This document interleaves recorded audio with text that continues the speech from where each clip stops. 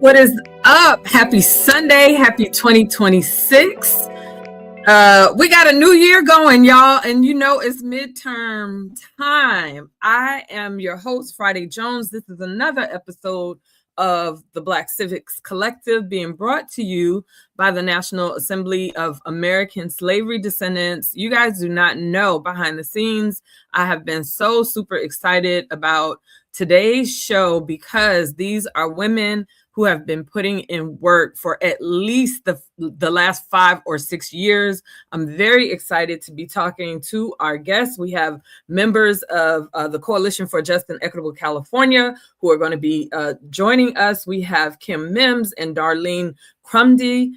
We also have Dr. Pamela Denise Long. She is our Black Republican coming through to talk about her campaign for U.S. Senate. And so this is going to be an exciting episode for me. This show, you guys know, Black Civics, we have been sort of bumbling around. This year, we decided we are going to be airing shows on the last Sunday of the month. So look for us the last Sunday of the month when we start promoting. That's how we're going to promote it. The Black Civics show, we put this together for a very specific reason, and we have Dana behind the scenes. Hey Dana girl, hey Dana, producing this show for us. So I just wanted to shout her out really quickly. If we could have our Black Civics card, I want to let people know kind of why we started this show. People sometimes forget what civic engagement can look like, and civic engagement for us, by definition, is the study or science of the privileges and obligations of us, the citizens. Citizens need to be joining in community, and how do we participate in the society, even though we didn't, us Black people, us Negro people, us freedmen people, we didn't exactly build this society, but it's the one that we live in, and obviously the one that the electeds come to. They come and ask for our vote, although they don't contract with us on what their deliverables are going to be. That's going to be an important point when we talk to Darlene and Kim today. But you can join political parties, including caucuses. You can help with the campaign, like Dr. Pamela Denise Long. You can join a civic group like the National Assembly of American Slavery Descendants or the Coalition for Just and Equitable California, community groups. You can write op-eds and let your officials know what you think about their performance. You can actively call your senators and representatives. We are living in some very interesting times. And if you get sick of all of those options, you can actually run for office. And we are here to support folks who are running across this country in different capacities because they want to represent the needs of us Black folks, us constituents here. And so we have our regular calls to action, our newsletter, and we want to give it up for Miss Dana. Dana is the chair of our communications team, and so we have a newsletter. And if we could put our banner up for our newsletter, you can check out our newsletter. You can sign up on our website at www.naasd.org.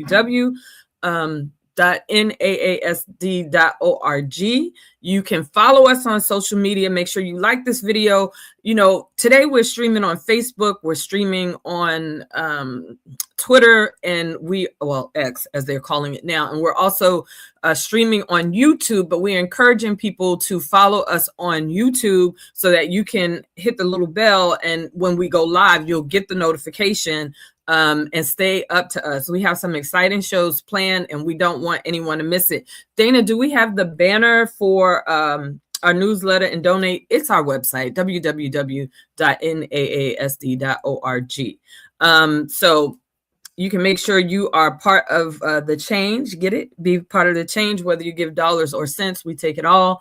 And we appreciate those of you who continuously make donations to the work that we do.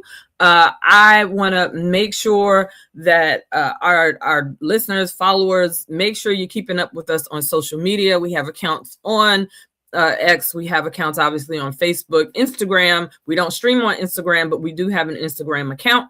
And that way you can stay up to date on whether or not we have activations or not. And so we are going to bring in our guests, and I hope they are in the house with us because I'm excited. I'm super excited to have them here with us. And I am going to find bios real quick There's always something to do. Kim Mims and Amend the Mass Media Group. She is the co-founder. Amend the Mass Media Group covered every single AB 3121 hearing that happened in California. Kim is first generation Sacramentian with parents who were originally from where? The South, Louisiana to be specific. They first met in the state capitol here in Sacramento, California. Kim holds an associate's degree in TV production from Cosumnes River College and a BA in communications from Sacramento State University.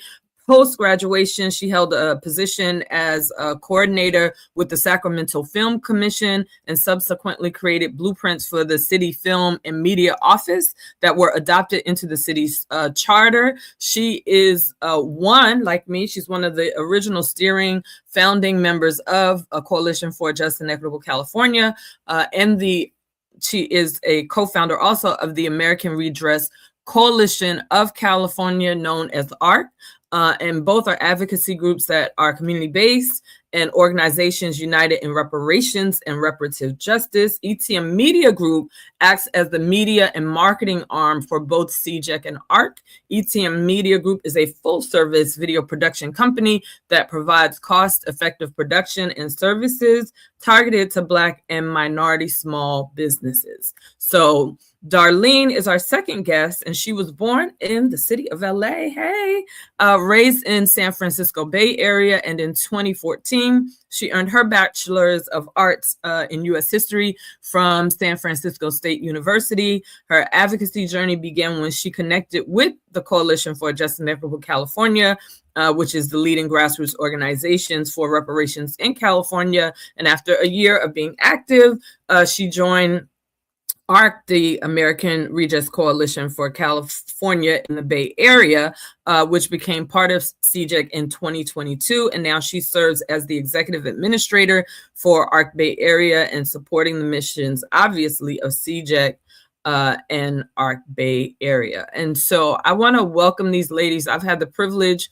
of working with them for the past I feel like, well, Darlene came in, she said 2022, but I feel like ETM Media really has been there from the early days of like 2019. And I'm really, really excited, although I don't see them in studio. So Dana, I need you to let me know what's happening here. You know, the show has to go on. And so I'm going to hop into it because I don't see them in studio. I don't see them being brought up. So we're going to keep it moving. But what people don't know, we're in an interesting place when it comes to movement work. One of the things that the civil rights movement had was like the Thurgood Marshalls, right?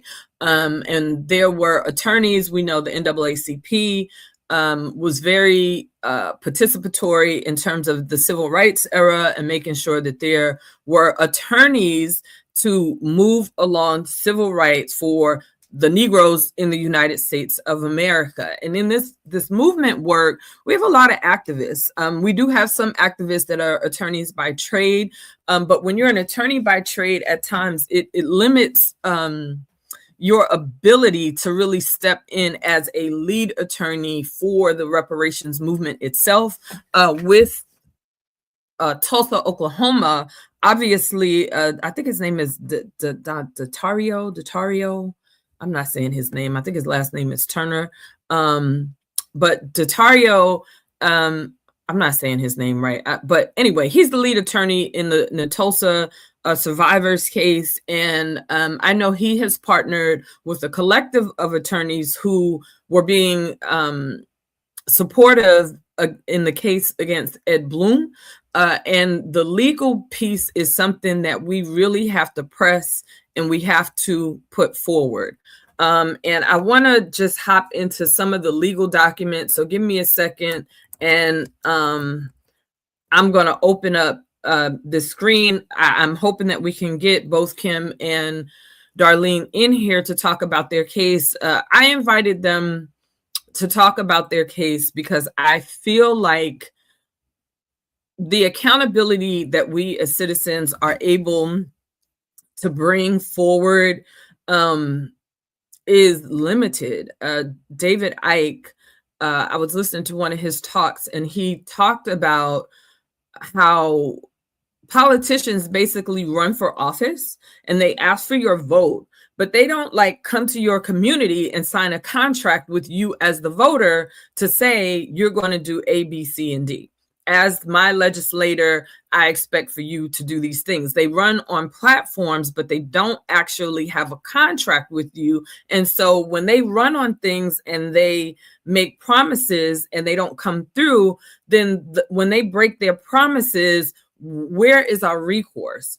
Kim and Darlene, and let me share my screen. We're going to bring this document up. This is the first document. Let's see if I can make it a little bit bigger for you folks. Let's make it a little bit bigger.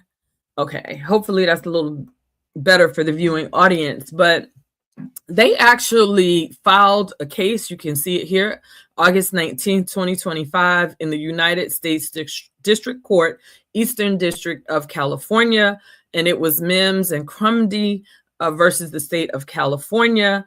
And here is a bullet points of who they were suing. They were the plaintiffs. The defendants were the California Legislative Black Caucus and Governor Gavin Newsom, Assembly Speaker Robert Rivas, and Assembly Majority Leader Cecilia Aguiar-Curry. If you don't remember who Miss Cecilia Aguiar-Curry is, Cecilia Aguiar-Curry was the person who on August 31st, 2024, as we were advocating up in Sacramento, she is the actual person, and she's based out of Northern California. She got like 1% Black people in her district. I don't feel like she should have been pulling anything, but she is the person who actually pulled two of Bradford's bills and put them into a suspense file, meaning they would fall and we would never hear from them again. I see we have Kim from ETM Media with us. I already did your intros. Let's bring her up to the stage as we hop in and allow her an opportunity to say hello and good morning to the good people that are watching us this morning. Can we bring Kim on stage?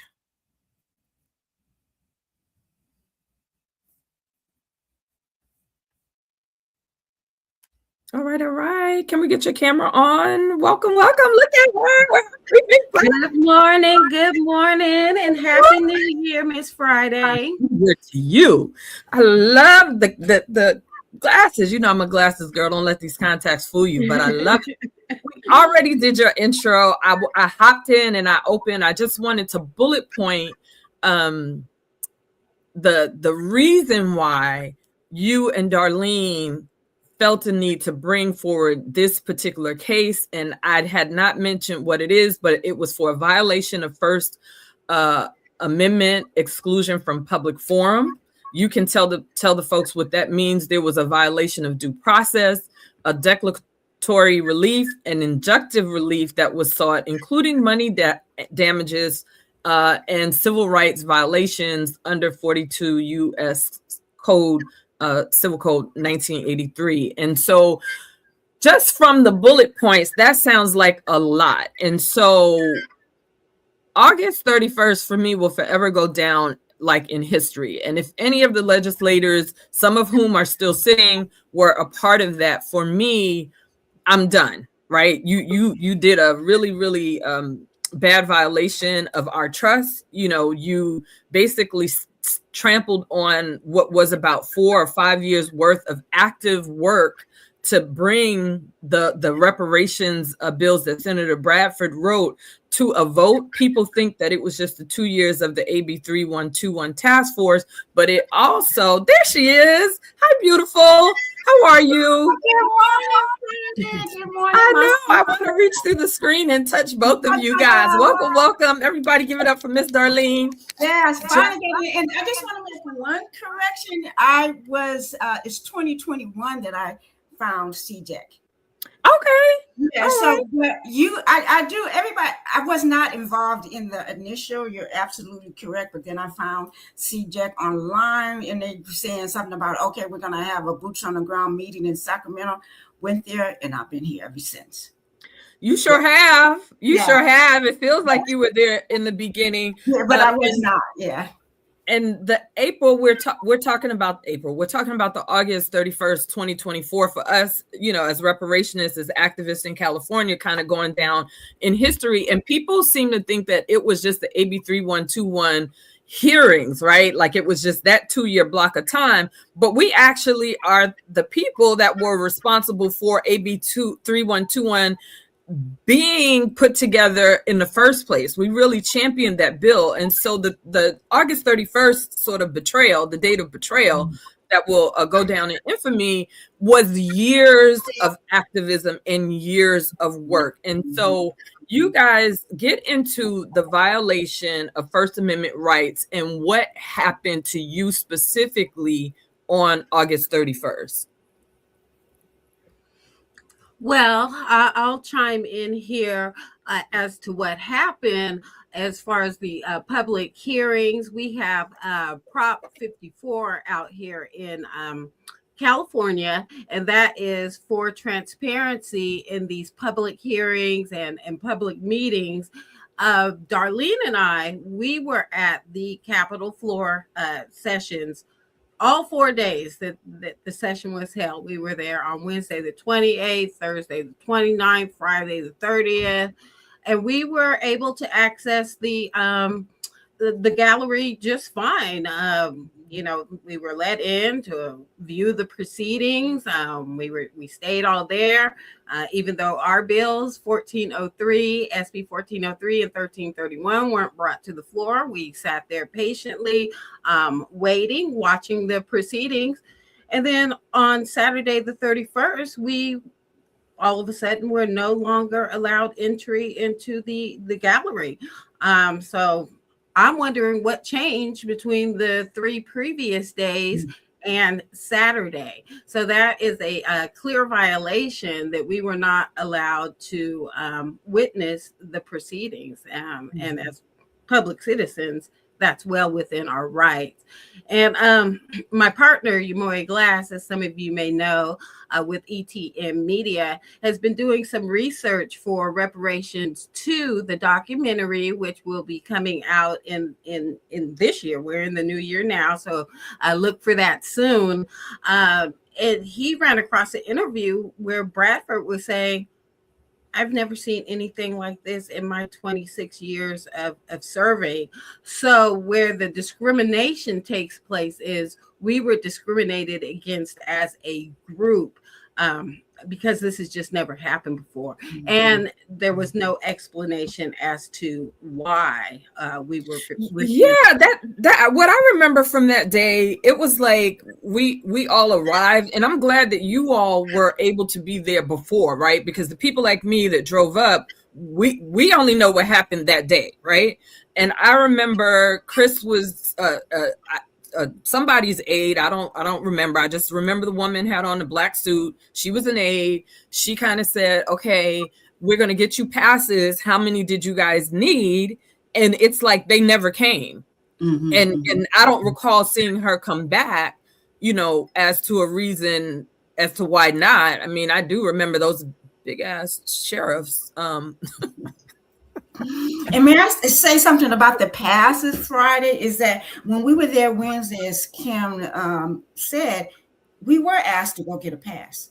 We went down. Okay, the gallery's on the 3rd floor. We went down to the 2nd floor, and then we got the passes. And when some folks did, shout out to Raphael, was able to bring some folks up from LA that Wednesday. Okay. We told them go downstairs and get a pass. No problem. We were all in the gallery. No problem. Thursday, they didn't tell us to get a pass. Friday, they didn't say anything about a pass. We were in the gallery. Saturday, there's a pass. We go down to get the pass. Oh, we're not giving out any passes. So what is it? So they clearly, as far as we're concerned, kept us out. My opinion, because they knew they were not going to bring those bills up. And that's all we asked them to do. Bring it to the floor. Let Newsom veto it. Well, yeah, let him take the political hit. I don't understand. I don't understand black legislators falling on the sword. Unless there was something promise behind doors. And if you ladies don't know, I'm a fan of the Mafia game, also known as Wolf, because it was a psychological game developed by some college students. But basically, the wolves know who the other wolves are. And as the town people are trying to kill the wolves, the town people don't know who anybody is. And usually 90% of the time, higher than 90% of the time, the wolves win. And I feel like when it comes to us, the people, you know, the parties, the politicians, the legislators, they all are the wolves. They are all in on whatever the heck is going on.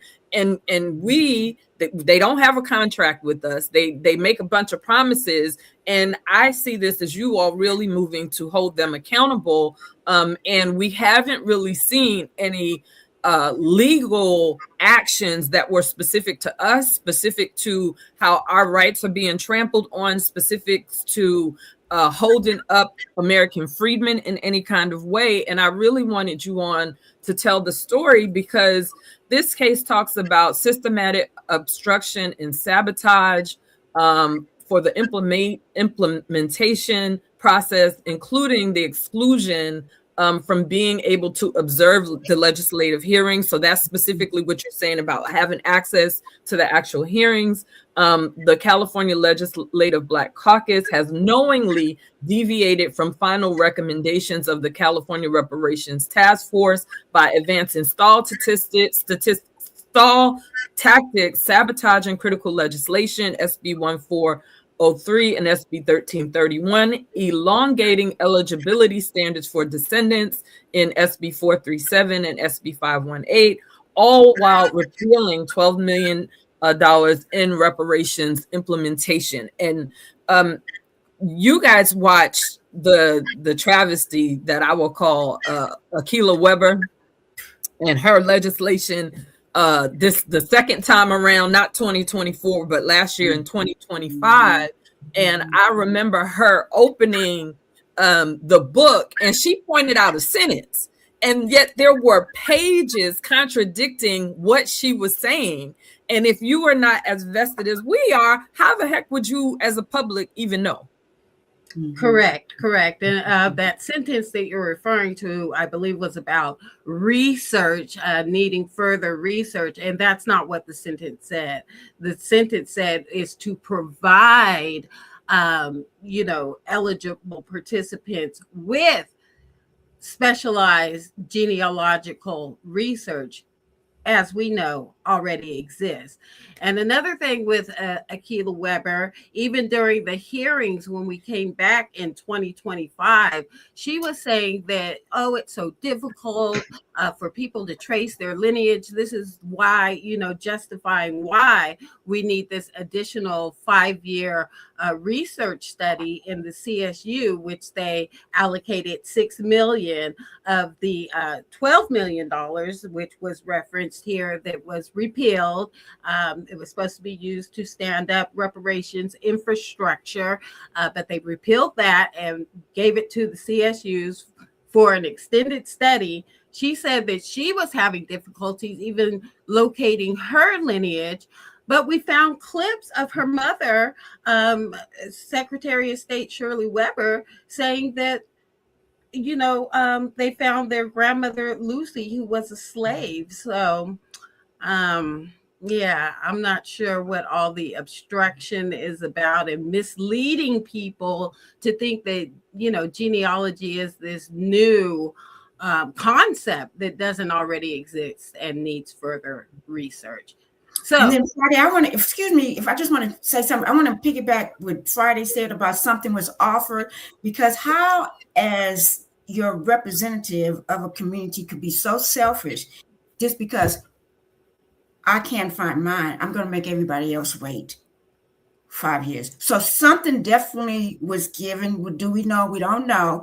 And the fact, as Kim says, how is Shirley Weber's grandma Lucy not related to her daughter? How does that work? I don't know.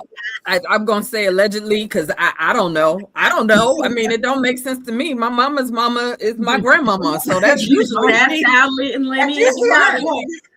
That's usually how it works. And you know, I also want to interject. I'm so glad that I saw that you guys included Gavin Newsom in the lawsuit, because Gavin Newsom is on the board of CSU, and in his position on the board of CSU, and people think Akilah Weber wrote that subsequent legislation about the $6 million genealogy process going to CSU was her bill. It was the amendments to these bills that are stated here in your lawsuit, and Gavin Newsom has the ability to appoint 16 members of the 25-member Cal State Board of Trustees. And I think that is an abuse of his power, because you are already the governor of the state of California. You're representing 17 out of the 25 members of the trustee board for Cal State, and you're moving money there in a way that the people haven't asked you to do it. For something that maybe should cost taxpayers a couple $100,000, if that, just to bring experts in to say, this is how you implement it, and who could do it, you know, within maybe a 6-month window, because this is literally what they do for a living. Exactly. And most people are already armchair genealogists, you know, with Family Search, Ancestry.com. A lot of people already have that information. Sure, there's a small 1% that's going to have a little difficulty, but that's in every demographic, I would think, you know what I'm saying? Right. That, you know, but as far as, because we are Americans, it's not that difficult. Right, it's not. We have our paperwork. And I just want to mention also, mentioned in the lawsuit is the redundancy of the study, because with 518, which is the Descendant Slavery Bureau that Governor Gavin Newsom did sign into law, that also has a genealogy department within it. And that is who could be doing the work with, like you said, the couple $100,000. We could just get started with that. And also, Kim, the fact that the Bureau does not have to take the information from the CSU. After 5 years of that money and doing research and how to figure out how to trace our lineage, they actually don't have to accept it. So I'm just saying, it's just a waste of money. And this is why we have to shows like this. Thank you very much. Right. Let the people know, you know. Thank you guys for coming through, because I felt very passionately and I just shared the response. So this is what is on screen now is the U.S. District Court from the Eastern District of California, their response to your case. And I want to skip to the second page, because this, I think, is the part that people have to understand. This term here, absolute immunity, and tell the people what that means. It means that basically these legislators are immune from being sued. And when you're you have a claim against a government entity, you really have to get permission to sue them. And of course, who's going to want to give you permission to sue them? So we are dealing with procedural barriers that prevent us from moving forward in this case. One is the fact that the legislators are immune. There are workarounds where if you can show, the violation was administrative rather than legislative. So for instance, legislatively, you can't sue them based on how they vote or how they write legislation or, things of that nature. But if they, do something administratively that's in violation, which I'm thinking, you mentioned Aguilar Curry.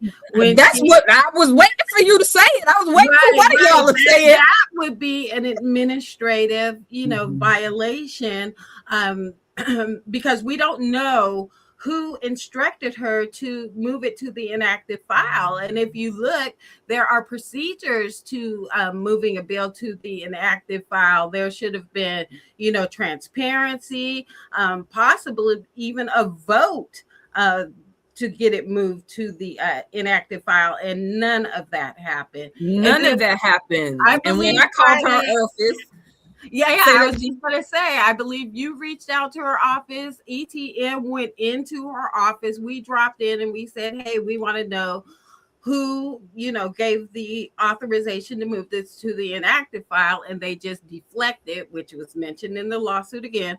They deflected to, go talk to the author, go talk to the chair, go talk to anybody but us. We're not answering any of your questions, basically. Well, plainly, they hope this is just going to go away. Basically, they hope we will go away, but we're not. My last breath. No, we're not. We are still here and standing, baby. New year, another day. Exactly. Yeah. I was just telling Kim, I'm so ready for this year. Kind of 2025 was kind of a slow year for me. I just have to do some reflections, but I'm so ready Friday. Yeah. Well, 2024 really knocked the wind out of my sails. Really did. It didn't stop me, but it was like, how I think that was the sentiment across the country. People really have been following California. And as a commissioner, although this is my own point of view, I'm speaking individually, not as a commissioner for the city of LA. I was very proud to be in a state that was doing reparations while the city of LA was doing reparations. We know San Francisco just landed back in the news over the past couple of weeks with what they have going on. But I was very proud of our state, and I really had hoped that we could create a blueprint, and the California Legislative Black Caucus made a travesty of the work that was done, and they made a mess of it.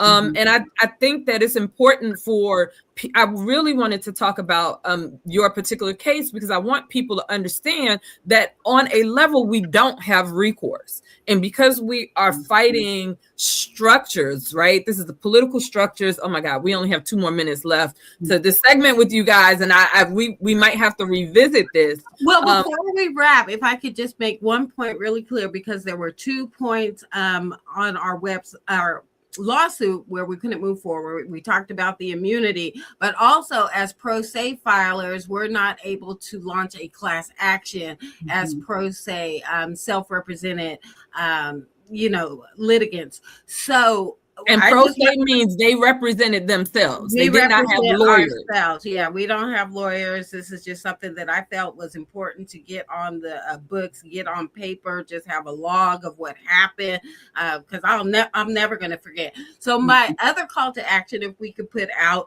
is if there are any pro bono attorneys that want to take up this case. It's still active. We called on Friday. They're like, oh, it's still active. You still have opportunity to submit a response. But we really can't move forward with a class action without an attorney. And I think this case is much stronger as a class action because it shows a harmed community.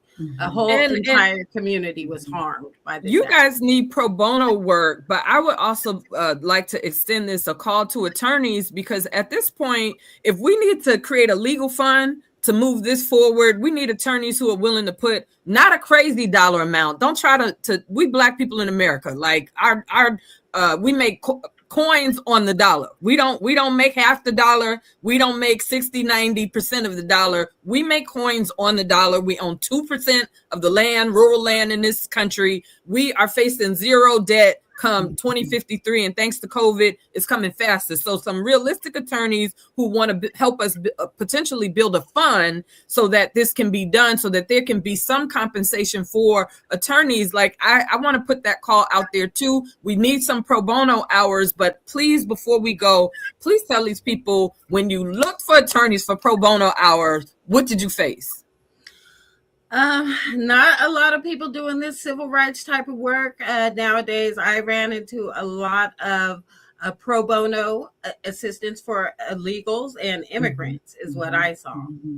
So the undocumented folks have pro bono hours for civil rights that we fought for in this country, but we can't find pro bono civil rights attorneys willing to work on American freedmen issues. That's what I'm going to leave the people with. Please tell folks how they can follow you guys on social media so that they can stay engaged with this case. We don't know where it's going, but they need to be following you ladies. Yeah, so if there are any attorneys interested in seeing what's going on in California, tired of the fraud, corruption, and obstruction, you can reach out to us at etmmediagroup@gmail.com. That's etmmediagroup@gmail.com. If you're interested in talking about this and seeing how you can get involved and perhaps take it up on a pro bono basis, please reach out to us. We're also, you can find us on X, Twitter, like you said, at ETM Media. That's at ETM Media. We're also on Instagram, Facebook, TikTok, and all over the place. ETM Media Group. Yeah, and I'll leave that with Kim. Fair. There, I'll have to hand it to my sister, my adopted younger sister. She is the one that definitely got this ball rolling, and she was sounding a little like a legalese right now. Like, hey, now I know pro se and pro, using them legal words. I appreciate you guys being here with us today. We're going to hop to a quick commercial break. And when we come back, we're going to talk politics in the state of Illinois. We will be right back. Make sure you like and follow. We'll be right back.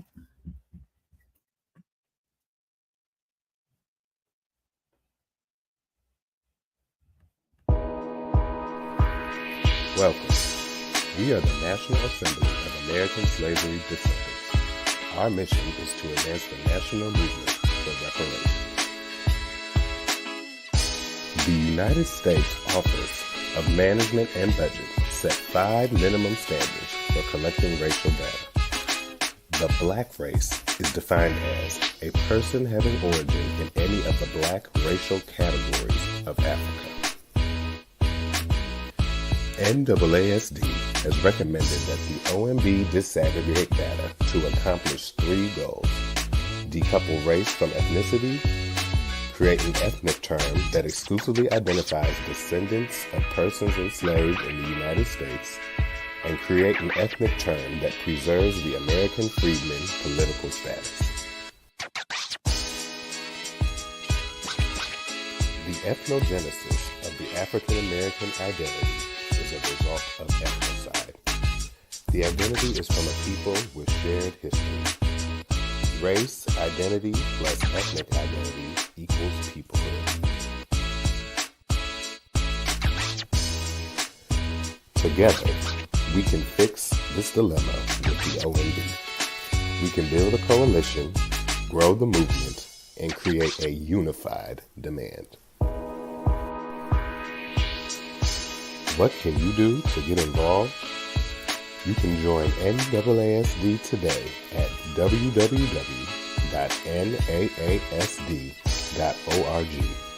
You can email the OMB using our toolkit, or you can donate to NAASD so that we can continue this work.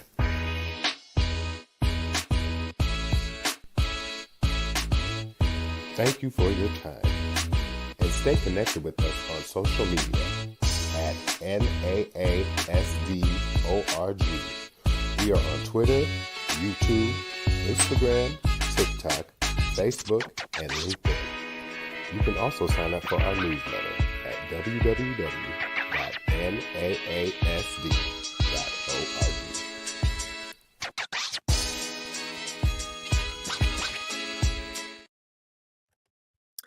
All right. We are rolling into our next segment, and we have the privilege of having with us today Dr. Pamela Denise Long, a former homeschool parent of an adult child, first-generation college graduate, and Republican candidate of Illinois U.S. Senator for the election here in March 2026, hailing out of Madison County, Illinois. Denise is originally from where? The South, Shelby, Mississippi, to be specific.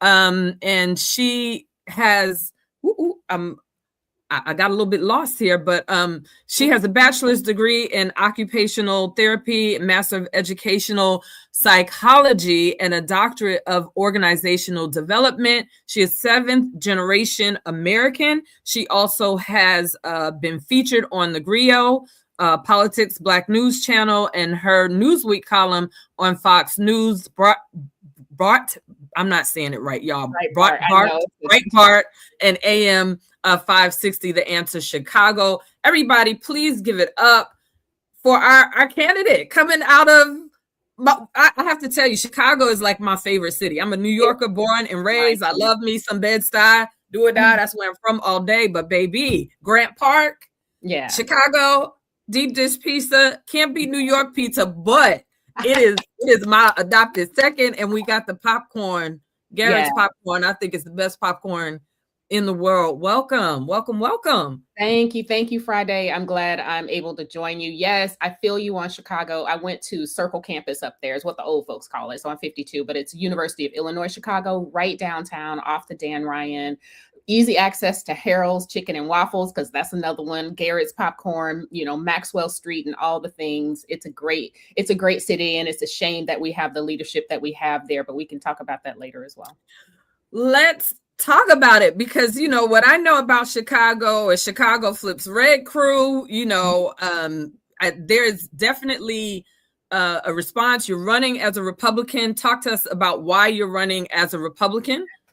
Yeah, I've been a Republican since 2008. And, when you look at my Twitter page, I say political analysis from the radical Republican perspective. And I mean that. I think the radical Republicans demonstrated a level of courage and commitment to making our Constitution real for every citizen in the nation, and particularly for the citizens who were originally slaves, right? They became citizens through war and through the Reconstruction constitutional amendments and civil rights. So I bring forth that when we talk about Americans first, obviously including explicitly legacy Black Americans in the ways that we have an equity in this nation that is incomparable to anyone else, and that equity hasn't been fully delivered to us. And I am saying for this nation to move forward in unity, and I believe to be successful, we need to make sure that the Americans who built this thing are hand in hand moving forward. We ain't got to agree on everything, but we have to agree that the people who sweat blood and died for this nation should benefit most from it. And in our case, exclusively from the things that have been promised to us. So I'm running to make that real.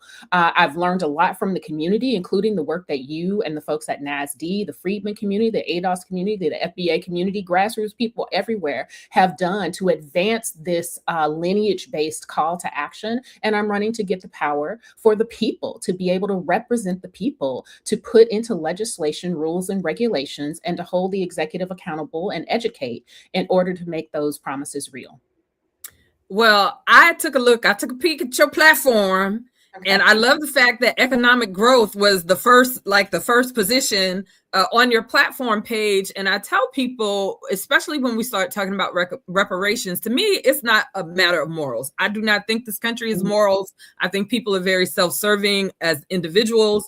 And I think economics is where this conversation has begun. I want to just show quickly, and I'm going to take this down, but this is a map of Amtrak. They have a 2030 plan for the Northeastern Corridor. And if you look at the Northeastern Corridor, all roads lead to Chicago.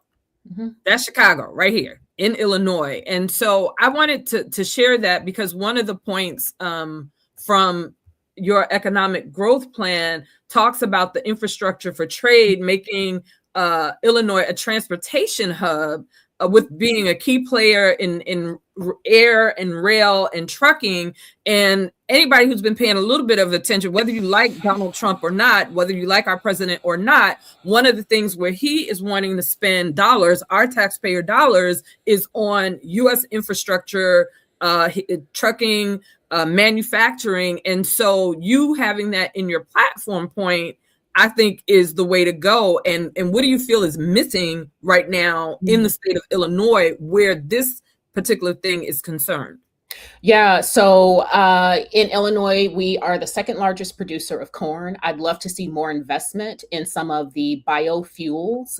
There are several other things that are happening. Corn, also using waste as a potential fuel source. We need to be more fuel independent. We have offshored so much of our manufacturing, and we do need to bring those things back in as much as we can. I mean, somebody's got to produce it. So if it's a warehouse full of robots, you need some humans there. Why can't those humans be Americans? And why can't it be in Illinois or any other place, right? As you say, all roads lead to Chicago, all rail leads to Chicago. I would also like to see us reinvest in the rural areas of the state. You know, there are parts downstate yet used to be bustling hubs, like Cairo, for example, which is right off the Ohio River. And it was a bustling hub because it was close to the Mason-Dixon line and the slave trade, right? So people would run across the Ohio River in order to get freedom, but so much commerce was happening there. So I'd like to see a sort of replication of this reinvestment in Americans when it comes to STEM, when it comes to steel. We have a steel manufacturing plant here near me. The area that I live in the Metro East was very well known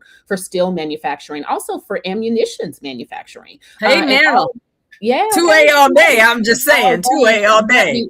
Shall not be infringed. Okay. And so I just want to see us bring more of the jobs home and create the way to make it happen here. Because here's the thing, Friday, remember what happened with COVID, right? How we were so dependent upon ships that weren't coming because we were in a pandemic. Whereas if we had much of what we need produced in the United States, think about essential drugs, essential materials to keep the lights on, right? To keep our cars going in as much as we can, then we wouldn't have been so sort of locked out and had our economy take such a hit because we're so dependent on a ship being able to cross a sea versus a railroad being a train being able to take it to Chicago or wherever else. I love that part of your platform. A lot of people also don't know when you talk about rural Illinois had a lot of small Black blueberry farmers of all things. Really? They did. I know because I looked into it. I considered it, and then the snow started talking in my ear, and I was like, I'm not doing that again. And I stayed here. But and there is also a burgeoning barley business. Mm-hmm. There's all these little young micro brewers, you know, that are jumping off. And so I'm glad to hear you wanting to bring some focus to the rural community. Being from the South, I'm a tiny town girl. I'm a rural girl at heart. I'm a city girl, but I was sent to the South for my summers. And so I really had an appreciation of that from your platform. I also had an appreciation for the strong men and boys policies that you have on your platform. We hear so much negativity when it comes to young men and violence in Chicago in particular. And I just want to share this book. Oh my God, is my camera going to catch it? I don't know. These lights are, I'll read the title. It's called The Last Circle from Danny Casolaros and his investigation into the Octopus and Promise software scandal. And I'm just going to read a quick page from here. Oh, I didn't highlight it, but basically it talked about money being laundered from the United States, Canada, Israel, and Switzerland. And Chicago comes to mind because when I recall hearing about the war on drugs, I know in Chicago specifically, there were talks about whole train cars, again, back to the trains, that doors would open up and firearms would just be readily available. What is also talked about in this book is the private prison complex.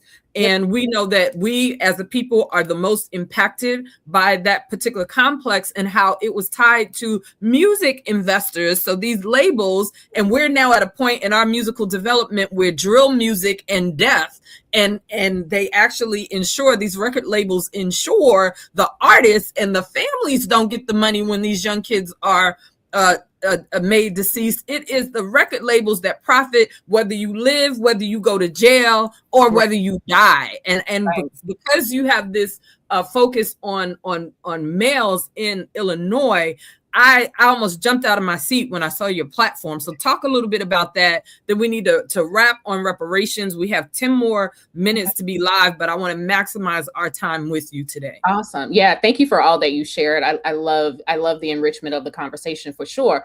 I recall that interview that Charlemagne had with a record producer whose name I can't remember, but, he asked him, why don't you produce that kind of music for your, children and whatnot. He was like, well, I have a family to feed. So it's all about making money, right? I remember he has a family to feed, self-interested. That's what I said. That's exactly what I said when we started. Mm-hmm. And, it's like, I remember the music I grew up with, right? So I'm an 80s kid, I'm 52. And, talking about, Cohen. Yeah. Talking about, Babyface, Tony Braxton, like all the, Boys to Men, all the love songs, all the Black love, all the Black community and all that kind of stuff went by the wayside. And the other part is, and I ain't trying to cast aspersions, but a lot of these people whose music is being pushed on us in this derogatory drill, whatever you want to call it, kind of stuff, they ain't even us, but they've adopted, right, this sort of like hip hop culture that we sort of cultivated and turned it into something that frankly I think is kind of toxic. So the strong men and boys thing is something that men across Illinois, so I've traveled 40,000 miles across the state since I launched my campaign in May, and men across the state and of all ages are very excited about this. We had a women's movement, we, had, women's suffrage and the 19th Amendment, and we've strongly invested in women. Women were added to the Negro Civil Rights Affirmative Action, which I think shouldn't have been. And they have just come up, and we've left men behind. And the left, and has leaned into this idea, predominantly the left, of toxic masculinity. Right? Men don't know if they can open doors, because is the woman too strong to accept a little chivalry, and so we've pushed men to the side in a way that I don't think is helpful. And the reality is we need strong men. I want strong men and boys. I want them to be able to be the breadwinner. If they've, if that's how their household gets down, I want them to be strong. I want them to know how to, fix things. I want them to be more resilient than emotional. And when we need a little bit of strong man action, I need them to show up with that. So I just want to understand from men and boys, what do you need and what does investment look like for you? Because we need you strong. I love that. I really do. I'm a part of being a reparationist is believing in what is called the traditional family. I still am a firm believer in that, and it has been basically damaged since the birthing of the nation. But we know when it comes to reparatory policy, that has not been the main focus of your campaign. When Hill Harper ran for office, I was at a fundraiser for him, and I almost didn't want to ask him when the Q&A was open up to attendees. I almost didn't want to ask him about his position on reparations, because we know there has not been a successful reparations candidate. When you start talking about it, somehow you're put on the fringe, you're put on the outskirts. And I think that you have a comprehensive policy, and I've seen some of the things that you're passionate about in the reparations space. Give us a quick rundown of some of the things that you would like to see. We know we have Cory Booker as a U.S. Senator, but I feel like he's like a bought and paid for Democrat, even though he is, based out of Jersey. I don't think he is really strong for the people. Yeah, I think that many Democrats are bought into, whether they're forced to or they truly believe in the BIPOC POC, everybody except white people type of reparations, and that's not going to fly.